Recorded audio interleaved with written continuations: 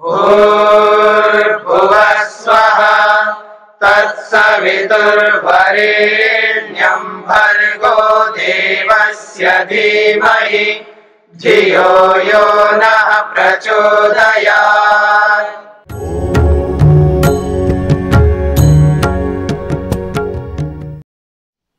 जैसे स्फटिक मणि कुसुम पुष्प के निकटता से, कुसुम पुष्प के निकटता से पुष्प जैसा दिखता है, जैसे स्फटिक मणि कुसुम पुष्प के निकटता से पुष्प जैसा दिखता है, वैसे ही पुरुष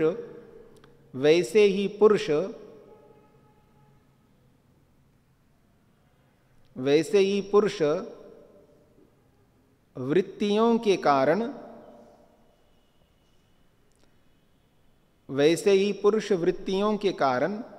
वृत्ति सारूप्य दिखने लगता है। वैसे ही पुरुष वृत्तियों के कारण वृत्ति सारूप्य दिखने लगता है। वृत्ति सारूप्य का मतलब वृत्तियों के समान दिखने लगता है। वृत्तियों के समान दिखने लगता है। वृत्ति को और अपने आप को अलग नहीं देख पाता है।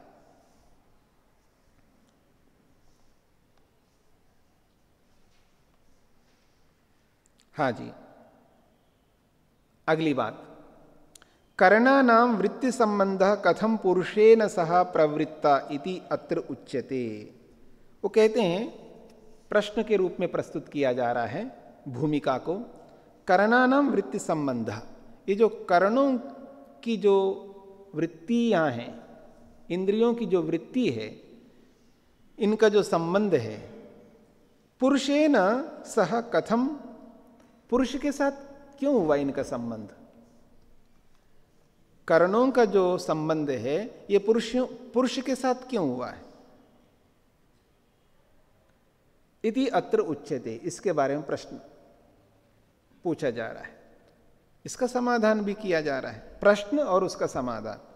कर्णानां वृत्ति संबंधा कथम पुरुषेण सह प्रवृत्तः, कर्णों का जो संबंध है वृत्तियों के साथ में, या कर्णानां वृत्ति संबंध, कर्णों का जो वृत्ति संबंध है, ऐसा कहना चाहिए, कर्णों का जो वृत्ति संबंध है ये पुरुष के साथ क्यों हुआ, इस बात का उत्तर दिया जा रहा है। पुरुषार्थम कर्णोद्भवो अपि अदृष्टोल्लासात्, पुरुषार्थम कर्णोद्भवः, कर्णों का उद्भव, कर्णों का प्रादुर्भाव क्यों हुआ है? तो कहा पुरुषार्थ, पुरुष के लिए है। और अदृष्ट उल्लासात, अदृष्ट का उपभोग कराने के लिए। भाष्य को देखिएगा, कर्णोद्भवः खलु पुरुषार्थः पुरुष प्रयोजनाय, कर्णों का जो उद्भव हुआ है, इनका जो प्रादुर्भाव हुआ है, ये पुरुष के प्रयोजन के लिए हुआ है। अदृष्टस्य भोग उन्मुखत्वात् संभवति, दूसरी बात कहे अदृष्ट के भोग को देने के लिए।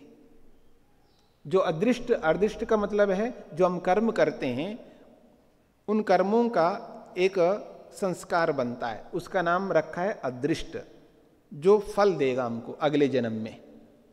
क्योंकि कर्म करते ही कर्म तो समाप्त हो जाता है, क्रिया की तो क्रिया समाप्त हो जाती है, लेकिन उस क्रिया के कारण से एक ऐसा संस्कार बनता है, उसका नाम है अदृष्ट। संस्कार को समझने के लिए आप ऐसा कर सकते हो, देखिए मेरी ओर, आपने किसी व्यक्ति को देखा तो आपको लगा, अजीब सा लगा उसको देखते ही।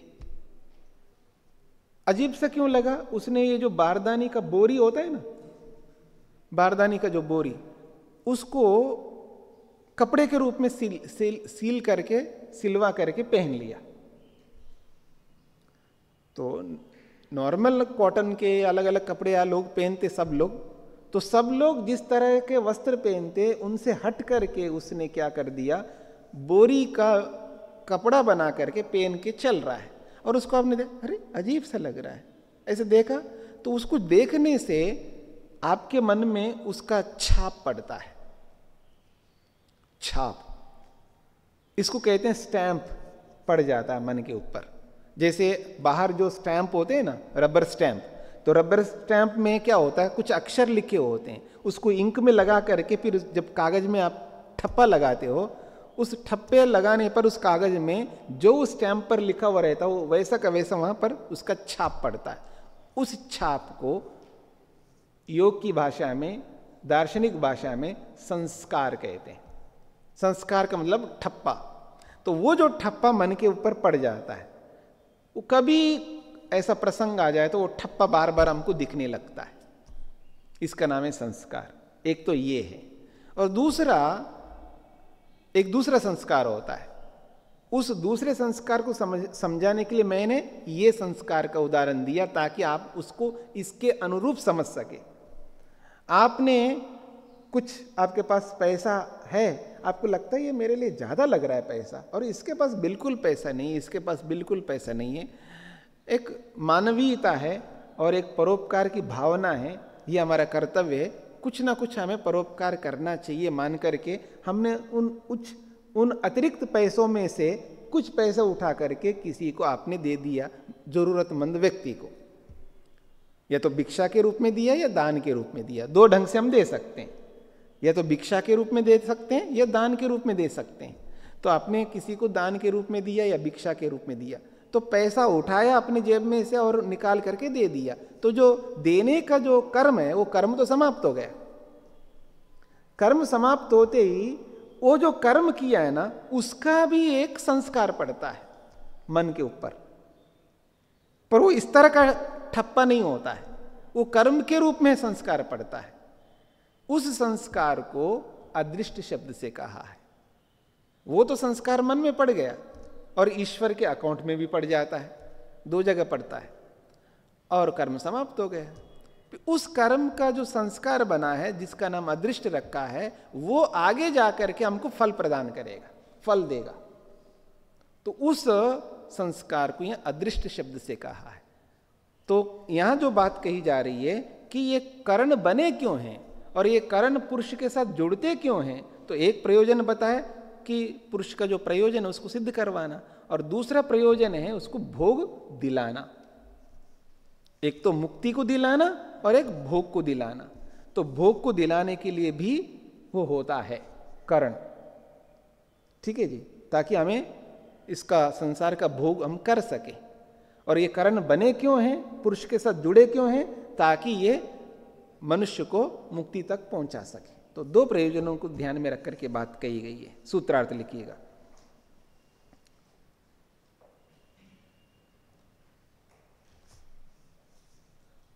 करणों की उत्पत्ति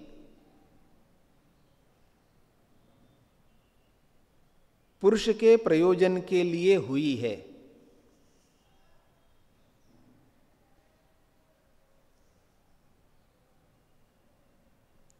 करणों की उत्पत्ति पुरुष के प्रयोजन के लिए हुई है, और संचित कर्मों का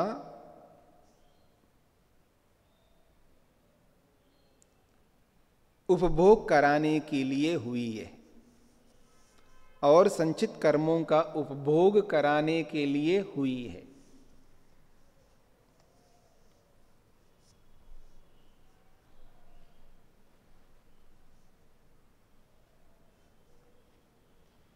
इसी बात को समझाने के लिए एक और बात कही जा रही है। यथा, उदाहरण देकर के समझा रहे हैं। धेनुवत वत्साय, बहुत सरल है उदाहरण। धेनु कहते गाय को, धेनुवत गाय के समान। कहते हैं वत्साय यथा धेनु प्रवर्तते। धेनु उसको कहते हैं जिसकी बछड़ी होती है या बछड़ा होता है, जो बच्चा देती है गाय, उस गाय को धेनु कहते हैं। तो कहते हैं जैसे गाय जो है प्रवृत्त होती है, दूध बहाती है, दूध बहाती है किसके लिए? वत्साय, बछड़े के लिए। दुग्धम श्रावयितुम किसके लिए प्रवृत्त होती है? दुग्धम श्रावयितुम, दूध देने के लिए। तथैव करणम प्रवर्तते, उसी प्रकार करण भी, साधन भी प्रवृत्त होते हैं। किसके लिए? पुरुषाय अदृष्ट भोगम प्रदातुम, पुरुष के लिए प्रवृत्त होती है वृत्तियां, यानी करण पुरुष के लिए प्रवृत्त होते हैं। भोग अदृष्ट भोगम प्रदातुम, अदृष्ट के भोग को देने के लिए। सूत्रार्थ,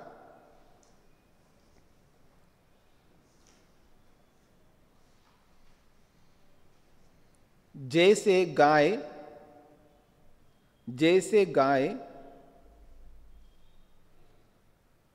बछड़े को दूध देने के लिए प्रवृत्त होती है, जैसे गाय बछड़े को दूध देने के लिए प्रवृत्त होती है, वैसे ही करण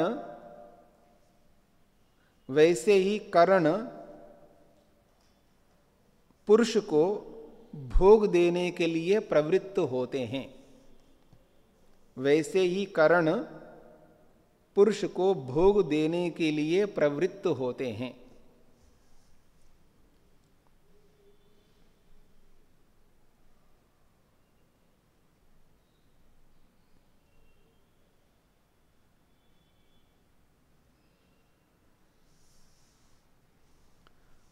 एक और बात कही जा रही है, अगली बात, तच्च, वो जो करण है वो करण कैसे हैं उस बात को समझाया जा रहा है। प्रकरणवश भी समझाया जा रहा है और कुछ भेद दिखाने के लिए भी समझाया जा रहा है। करणम त्रयोदश विधम अवरांतर भेदात, करणम त्रयोदश विधम अवरांतर भेदात, करणम खलु यस्य उद्भव पुरुषार्थः तत्त्रयोदश विधम त्रयोदश प्रकारकम अस्ति। कहते हैं करणम खलु यस्य उद्भव, करण जो है जिसके लिए उनका प्रादुर्भाव हुआ है वो पुरुषार्था, पुरुष के लिए हुआ है, और तत्त्रयोदश विधम वो 13 प्रकार का है। कुतः, कैसे? अवरांतर भेदात, अवर कहते हैं बाहर वाले को, अंतर कहते हैं अंदर वाले को। तो बहि अंतर भेदात बाह्य अभ्यंतर भेदात, उसी को अवरांतर को खोला है बहि अंतर भेदात, फिर उसी को खोला है बाह्य आभ्यंतर भेदात। बाह्य और आभ्यंतर, बाह्य का मतलब बाहर और आभ्यंतर का मतलब अंदर। तो बाहर अंदर के भेद से वो 13 प्रकार का करण है। तत्र बुद्धि अहंकार मनांसी तु अभ्यंतरानी त्रीणी करणानी। कह रहे हैं तत्र, उन अलग अलग भेद वाले करणों में बुद्धि, अहंकार और मन, ये तीनों अभ्यंतरानी त्रीणी करणानी, ये अंदर वाले करण है, अंदर के साधन है, शरीर के अंदर रहने वाले साधन है। किल अंतःकरणानि, इसलिए इनको अंतःकरण कहते हैं। अंत का मतलब अंदर, अंदर के साधन, करण का मतलब साधन, अंतःकरण का मतलब है शरीर के अंदर में रह करके कार्यों को संपन्न कराने के साधन। वो कौन है? चक्षुर्वागादीनि, और वो चक्षु जो बाहर के हैं वो कैसे हैं? चक्षु वागादीन तु दशेन्द्रियानि करणानि बहिष्करणानि खल उच्यन्ते। और जो बाह्य करण कौन से हैं? तो चक्षु और वाग। चक्षु तो ज्ञानेन्द्रिय का द्योतक है, उपलक्षण है, और वाग कर्मेंद्रियों का है। तो चक्षुर वाग आदीनि तु दशेन्द्रियानि, चक्षु और वाग ये दोनों मिलकर के 10 इंद्रियां जो करण के रूप में हैं वो बहिष्करणानि, ये बाहर के साधन है। इत्थम सर्वाणि करणानि पुरुषार्थानि त्रयोदश, इस प्रकार से सभी इंद्रियां करण के रूप में जो है ये पुरुषार्था, पुरुष के प्रयोजन के लिए हैं, और ये सब मिलकर के त्रयोदश 13 हैं। सूत्रार्थ पूरा हो गया है। अब एक अलग बात बताई जा रही है। सूत्र में जो अवरांतर पाठ आया ना, अवरांतर भेदात, उस अवरांतर भेदात को समझाया जा रहा है। अवरांतर भेदात मनसो अवांतर भेदात, मन के अवांतर भेद से, यानी मन के बाहर वालों के लिए अंदर वालों का उसका काम अलग अलग है, बाहर वालों के साथ भी करता है और अंदर वालों के साथ भी करता है। तो मन के अवांतर भेद से ऐसा अर्थ भी कर सकते हो। भिन्न, हाँ जी, मन का अवांतर यानी मन का एक भिन्न भेद होने के कारण से। रूपांतर भेदात, उस अवांतर को ही खोला है, रूपांतर भेद, भिन्न रूप। त्रैविध्यम बुद्धि अहंकार मनोरूपम, त्रैविध्यम तीन प्रकार का जो साधन है वो कैसा है? बुद्धि अहंकार और मन स्वरूप में। यह है अवांतर भेद का मतलब, यानी भिन्न भिन्न भेद है। बुद्धि का अलग प्रकार है, अहंकार का अलग प्रकार है और मन का अलग प्रकार है। यद्वा, अथवा ऐसा भी अर्थ कर सकते हो, यद्वा अत्र अवांतर शब्दो नानार्थ, अथवा अवांतर शब्द का अर्थ दूसरा करो, नाना प्रकार। अवांतर का मतलब है नाना प्रकार, ये तीसरा अर्थ बता दिया। कर्णानाम नाना भेदात, कर्णों के अलग अलग भेद होने से, कर्णों के अलग अलग भेद होने से वो 13 प्रकार के कर्ण हैं, ये कहना चाहते हैं। सूत्रार्थ,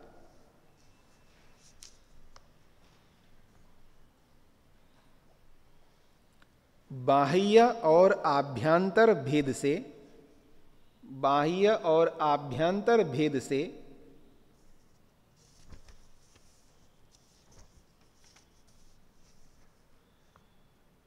कर्ण 13 प्रकार के हैं।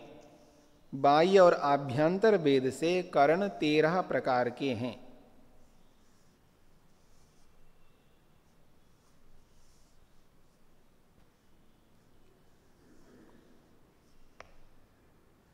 हाँ जी, बस इतना ही सूत्रार्थ है।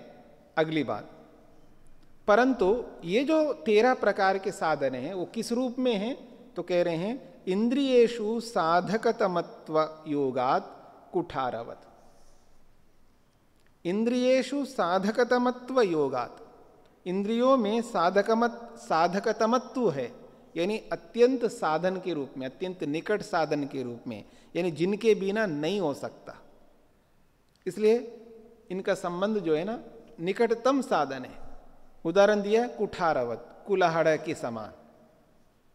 इंद्रियेषु साधकतमत्व संसर्गात, इंद्रियों में साधकतमत्व का संसर्ग है।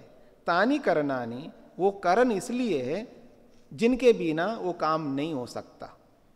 जिसके बिना जो काम नहीं हो सकता उसको कहते हैं अत्यंत अनिवार्य संबंध वाला साधन है। यथा उदाहरण से समझाए, छिदायाम प्रहरता अस्तस्य संसर्गात प्रहरन सन कुठारः कर्णत्व भाग भवति। छिदायाम, छिदायाम कहते हैं काटने में, किसी वस्तु को काटने में। प्रहरतो अस्तस्य संसर्गात, प्रहार करते हुए हाथ के संसर्ग से, प्रहार करते हुए हाथ के संसर्ग से। प्रहरन सन कुठारः, प्रहार करता हुआ कुलाड़ा कर्णत्व भाग भवति, साधन का भाग या साधनत्व का भाग बनता है। कुठार जो है यानी कुल्हाड़ा, ये काटने का अत्यंत निकट साधन बनता है। बिना कुल्हाड़े के कट नहीं सकता। यद्यपि हाथ भी साधन है, हाथ के संसर्ग के बिना कुल्हाड़े से आप काट नहीं सकते, तो हाथ भी साधन है, पर ये बिना हाथ के भी काट सकते हैं। मैं हाथ ना लगा के मशीन के साथ जोड़ दूं कुल्हाड़े को, कुल्हाड़ा उठाता है और काटता जाएगा। ऐसा भी होता है ना आजकल जो काटते हैं। इसका मतलब हाथ अत्यंत निकट साधन नहीं है। कौन है निकट साधन? कुल्हाड़ा। उसको कहते साधकतम, जिसके बिना जो हो नहीं सके उसको मुख्य कारण मानते हैं। तो ऐसे ही ये इंद्रियां हैं, इनके बिना, आंख के बिना रूप नहीं ग्रहण कर सकते। इसलिए रूप के ग्रहण में आंख निकटतम साधन है। बिना मन के नहीं लगा सकते, लेकिन मन होते हुए भी आंख ना हो तो कर ही नहीं सकते। ऐसा है, सूत्रार्थ लिखिएगा।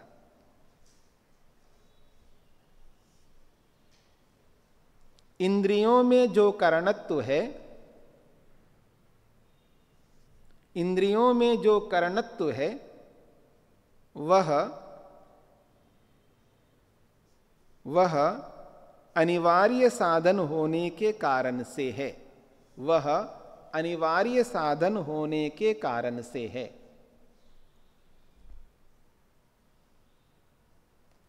कुल्हाड़े के समान, कुल्हाड़े के समान।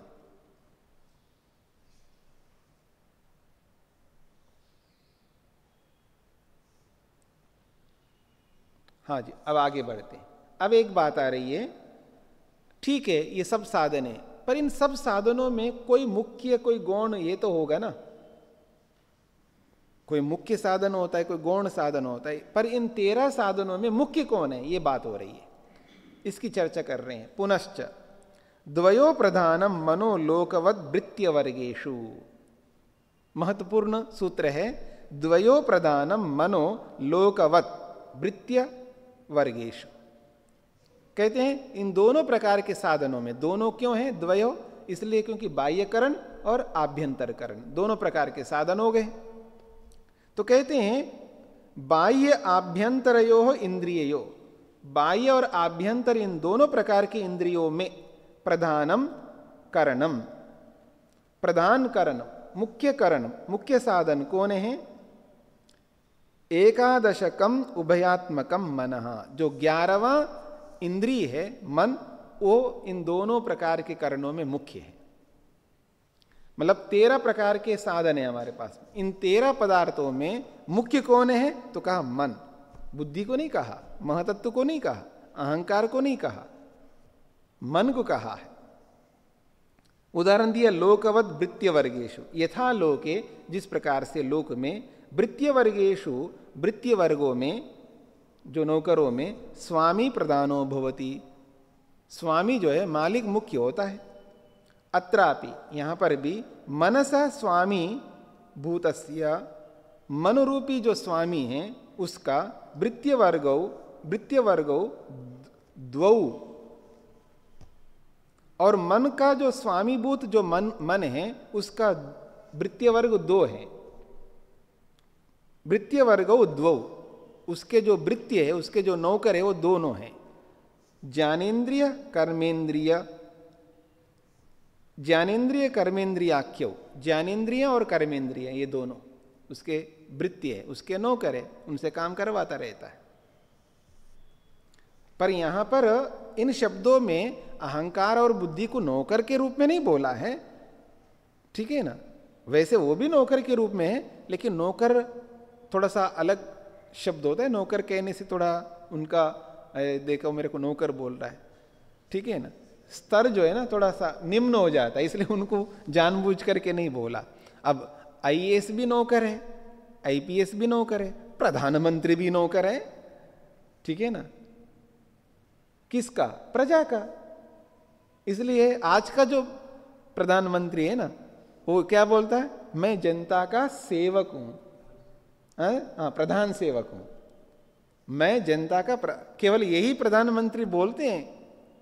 अच्छा जी, ब्रह्ममुनि जी ने स्वामी शब्द मन के लिए कह दिया, लेकिन हम भी तो कह सकते हैं अगर केवल सूत्र देखें तो स्वामी तो आत्मा है, और वृत्ति वर्गेश में कोई प्रधानमंत्री, कोई आईएएस, कोई आईएफएस ऐसा कर सकते हैं। इनका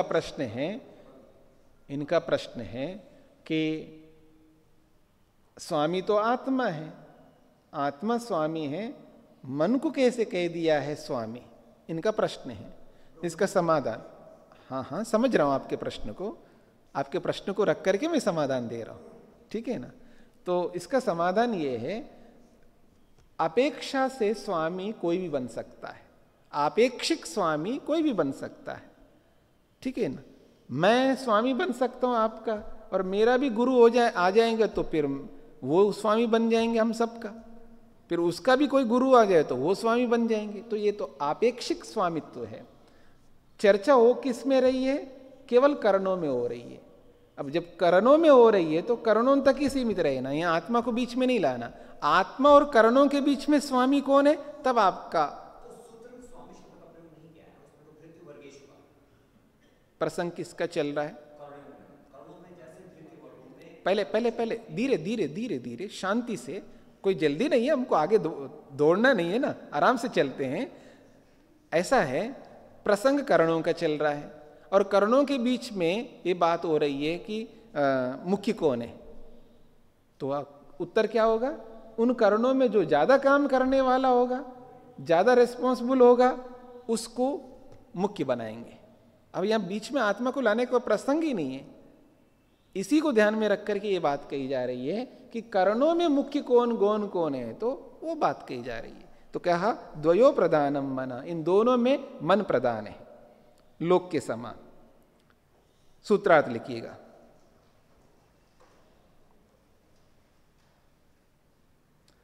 बाह्य आभ्यंतर करणों में, बाह्य आभ्यंतर करणों में मन मुख्य है या मन प्रधान है। बाह्य आभ्यंतर करणों में मन प्रधान है। जैसे जैसे वृत्तीय वर्गों में,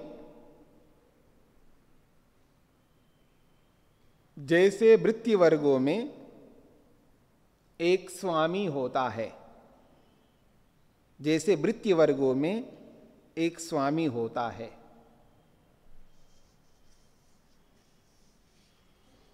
एक सूत्र और कर लेते हैं। कुतो मनसा प्रधानत्वम इति अत्र हेतुरुच्यते। आपने तो बोल दिया है कि मन प्रधान है, लेकिन मन ही मुख्य क्यों है? तो इसमें हेतु दिया जा रहा है, इसमें प्रमाण दिया जा रहा है। अविव्यभिचारात्, अव्यभिचारात्, व्यभिचार ना होने से, यानी सबके साथ जुड़ता ये, बिना मन के सहयोग के कोई काम नहीं कर सकता। बिना मन के सहयोग के कोई भी काम नहीं कर सकता, न बुद्धि, न अहंकार, न ज्ञानेन्द्रिय, न कर्मेंद्रिय, कोई भी काम नहीं कर सकता जब तक मन नहीं कहता है। तो मनसो अव्यभिचारात् तस्य उभयात्मकत्वात्, वो उभयात्मक है। सर्वेंद्रिय वृत्तिषु व्याप्तत्वात्, सभी इंद्रियों में व्यापक होने से, सभी इंद्रियों के साथ जुड़ने के कारण से। तदंतरेण तेषां व्यापार अभावात्, बिना मन के उन सब साधनों का कोई व्यापार ना होने से। नई किंचन इंद्रियम तद व्यभिचरति, कहते कोई भी इंद्रिय उस मन का व्यभिचार नहीं कर सकता। व्यभिचार का मतलब उल्लंघन नहीं कर सकता। तस्मात् मनः प्रधानम, इसलिए मन मुख्य है। सूत्रार्थ। हाँ जी,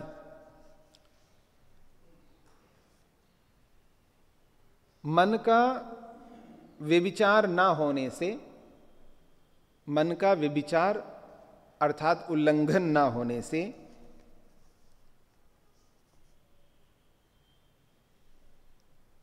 अतिक्रमण भी कर सकते हैं। मन का अतिक्रमण ना होने से कर्णों में मन की प्रधानत्व है, कर्णों में मन का प्रधानत्व है। मन का अतिक्रमण व्यभिचार ना होने से कर्णों में मन का प्रधानत्व है।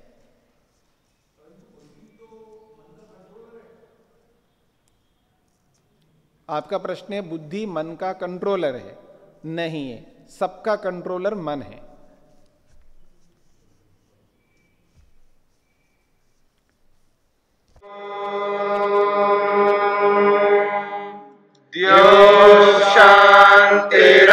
शांतिरंतरिक्षं शांतिर्पृथिवी शांतिरापः शांतिरोषधयः